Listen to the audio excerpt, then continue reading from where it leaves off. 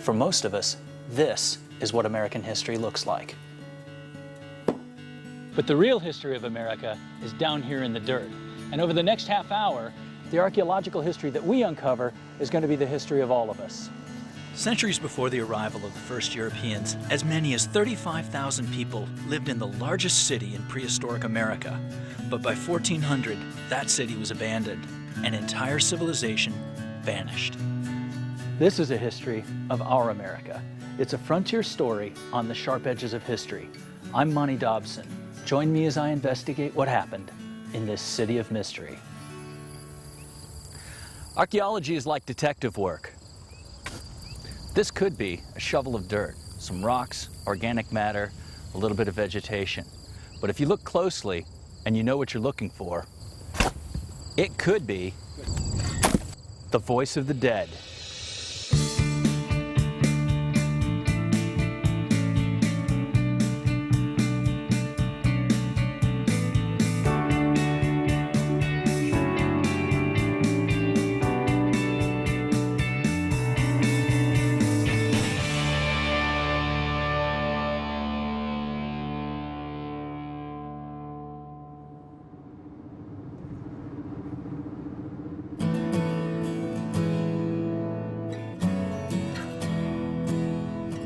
My journey took me along I-44 to St. Louis, Missouri.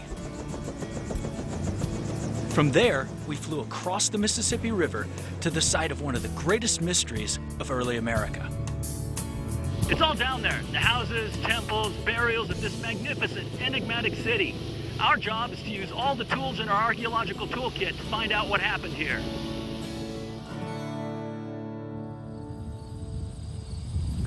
I'm standing in front of a hill that looks like it's a natural feature, but it isn't. It's man-made.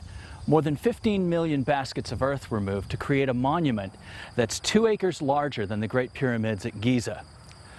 Between the 10th and the 14th century, Monk's Mound is at the center of a thriving Native American metropolis right here in the Mississippi Bottomlands in Cahokia, Illinois. We call the people who lived here the Mississippians. In fact, that's a name we apply to all of the people in the southeastern United States in the Mississippian period, and it refers to the role of the Mississippi River and ultimately the other river systems in the region in linking these peoples and places together. We know they must have had a highly organized society, but they left no written records. So in the absence of birth certificates, newspapers, and other sources, we can use archaeology to decode what life was like for the Cahokians. To date, dozens of mounds have been investigated. What we have is one of the greatest mysteries of early America. Who were these people? What were they doing here? And what happened to them?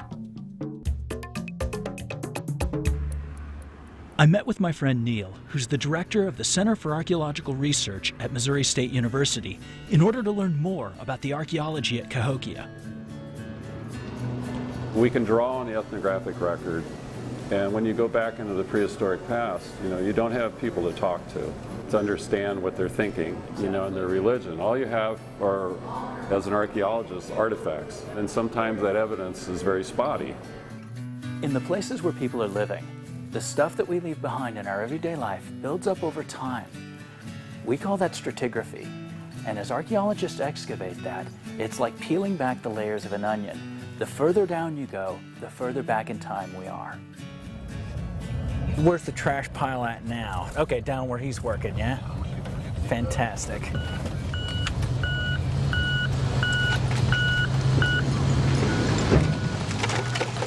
This modern landfill in Springfield, Missouri demonstrates the way that stratigraphy builds up over time. But instead of taking place over centuries, here, hundreds of tons of trash are dumped every day. Think about it. The types of things that we throw away say a lot about who we are as people. By rummaging around in the contents of this modern garbage dump here, we're able to build up a picture of what daily life is like for the average American. We can find information about what kind of food that we're eating for breakfast, what brand of soft drinks we might like to have. We find information about what we're eating for dinner, and a little bit about the latest fashions. And inside, we can find something out about trade networks. I'll bet Simon Skama doesn't have to do this. Back at the coffee house with Neil. Well, Cahokia was certainly a very complex society. I mean, it's probably the site itself alone is 9 or 10 times larger than anything north of the Valley of Mexico. So it's a whole nother scale above other Mississippian or late prehistoric phenomena, and historic as well. Part of, you could say, what fueled Cahokia was a major increase in agricultural intensification. Cahokia is the largest city in North America before the 19th century. And for the Mississippians, maize fueled the population growth. Once you can grow more food than you need to support yourself, you can free other people up to specialize, be creative, and innovate. Back at the Cahokia Mounds Visitor Center, I met with Bill Eiseminger, who's the on-site archaeologist, to see if he could tell us more about the types of things the Cahokians were growing. Well, they had a variety of crops. One of the primary ones, of course, was corn or maize, and several varieties of that. Mm-hmm. But they had a lot of other crops that were very important to them as well, that had an earlier and more ancient history in the Midwest and eastern U.S.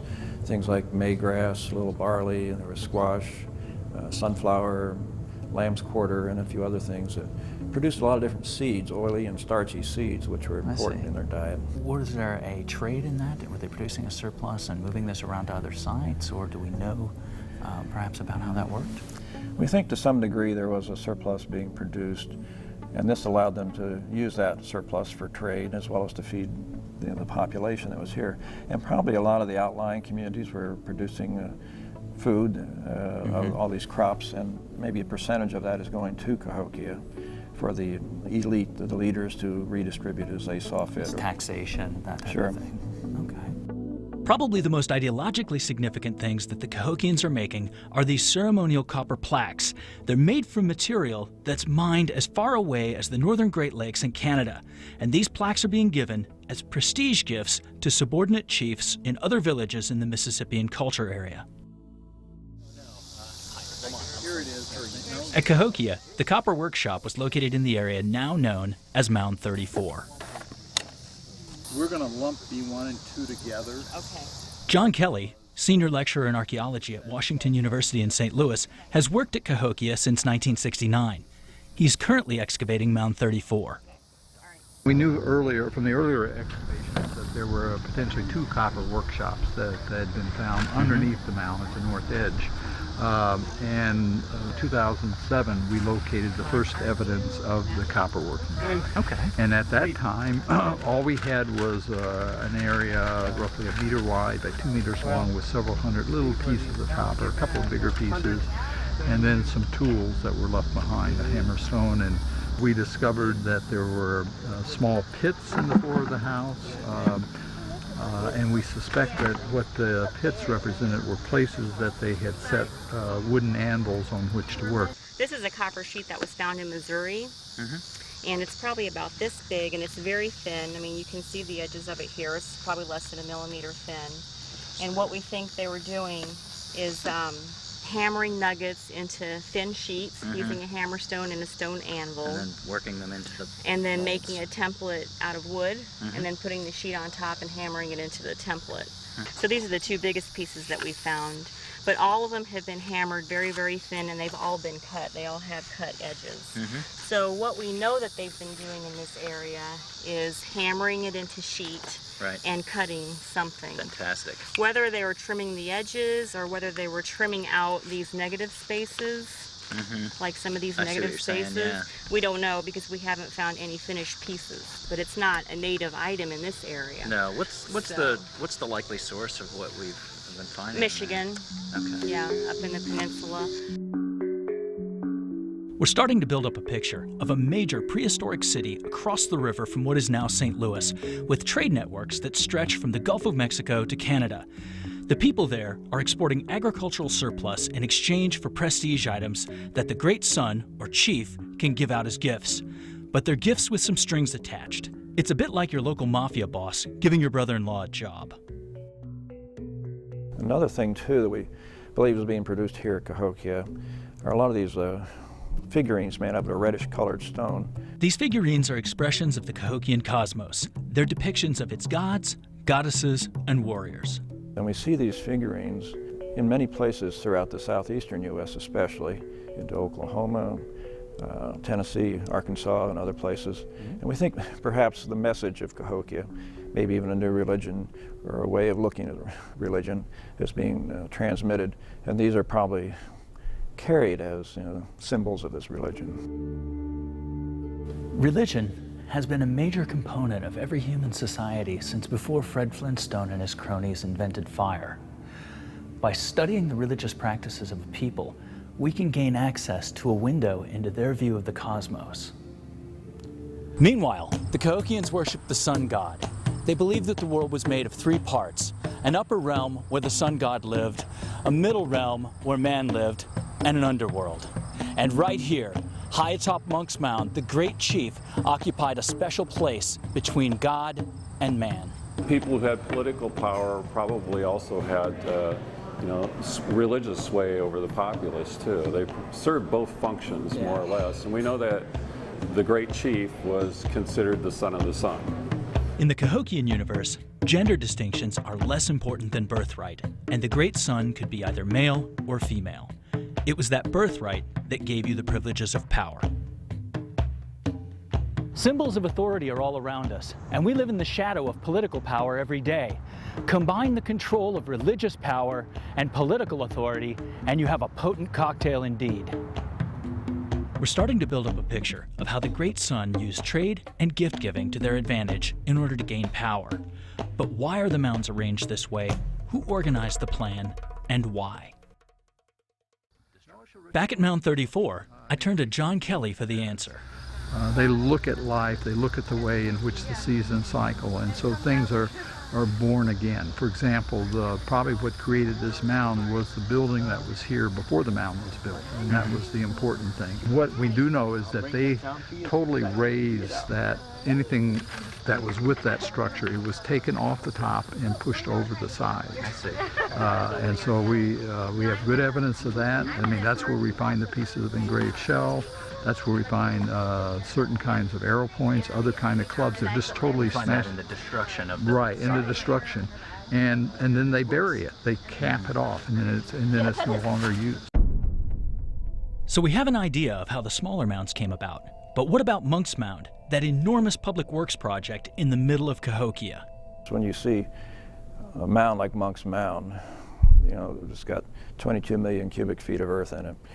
That dirt had to be dug up, had to be by some people, had to be carried by others, had to be shaped by others. So there's got to be someone who's in charge of all that, organizing and scheduling all that kind of activity. This kind of extensive public works project would be paid for by a combination of slave and corvée labor. Corvée labor is similar to the kind of labor a medieval serf would pay their landlord by working the fields. Plus the Grand Plaza, which is about 40 acres in the middle of our site here, and we find that's artificially filled and leveled too, to make a prepared platform for people to gather on and perform rituals and ceremonies and other kinds of public activities. So there's a lot of things that infer a very structured type of social organization at this site. Another important piece of Cahokia's ideological landscape is Woodhenge. Woodhenge is a calendar device a lot like Stonehenge in England. In reading the archaeology of Cahokia, we can see that the site reflects careful planning, especially in the relationship between Monk's Mound and Woodhenge. The chief's house atop Monk's Mound is aligned with Woodhenge so that twice a year on the equinoxes, it looks like the sun rises and sets out of the chief's class, social class, that is. Archaeologists can read social distinctions in a number of ways. Food, wealth, burial, all of these things are indicators of status, but it's proximity to power that speaks loudest of all. Other things such as burial can tell us about social class. Elaborate burials can tell us about the social status of the deceased. Our friend Birdman here is an excellent example of a high-status burial. While his shell bed might not make a comfy eternal resting place, it tells us an awful lot about his social status. His funeral bed is made up of 20,000 shell beads, and the shells are not from here, but come from the Gulf of Mexico. That distance makes them expensive and hard to get.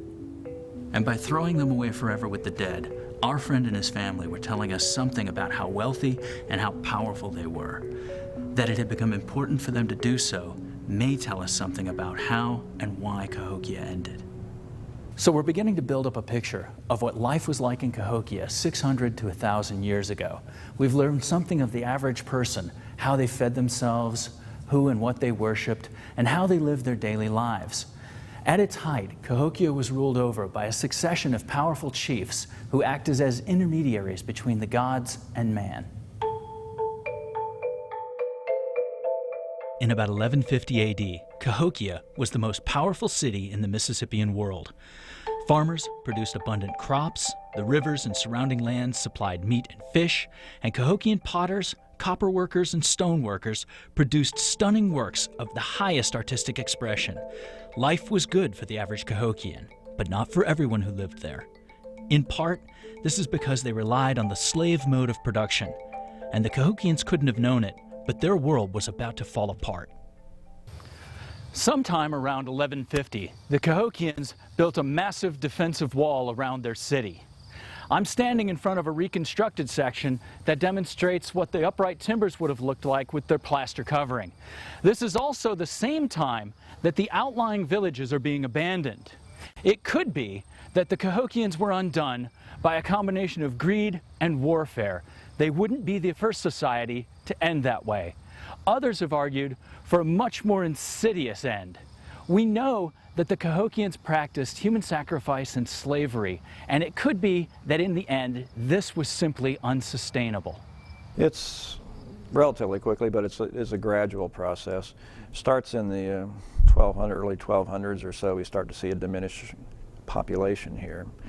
And so people are beginning to disperse, but with still more ritual activity. It's more like a ceremonial center and less of a population center. But by the mid-1300s, the site had been essentially abandoned. By 1400, the city is abandoned. Its great walls, magnificent homes, a rotting ruin. What caused the demise and collapse of this city is a question that still perplexes archaeologists. One possibility is suggested by the landscape itself. The sheer size and complexity of the city placed an unsustainable drain on the natural resources of the surrounding environment, and increased competition for the remaining resources may have led to warfare.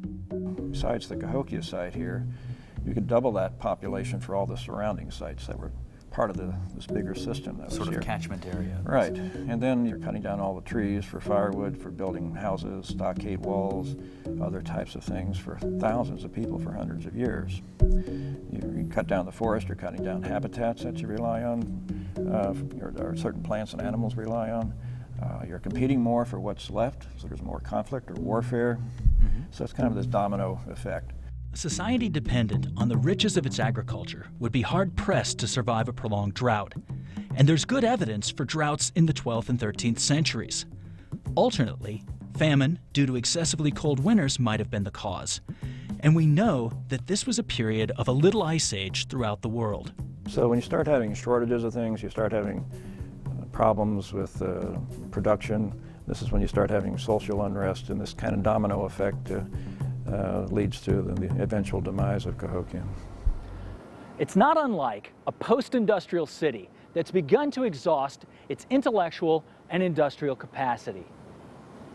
In the case of modern cities, their collapse is often the result of more than one factor: general decay, unemployment, more people than work, and often corrupt leadership. It's a lot like what might have happened to Cahokia. But to me, some combination of all of these factors is probably where the answer lies. Famine, disease, degradation of natural resources, warfare. Any one of these is enough to erode the power of the great chief.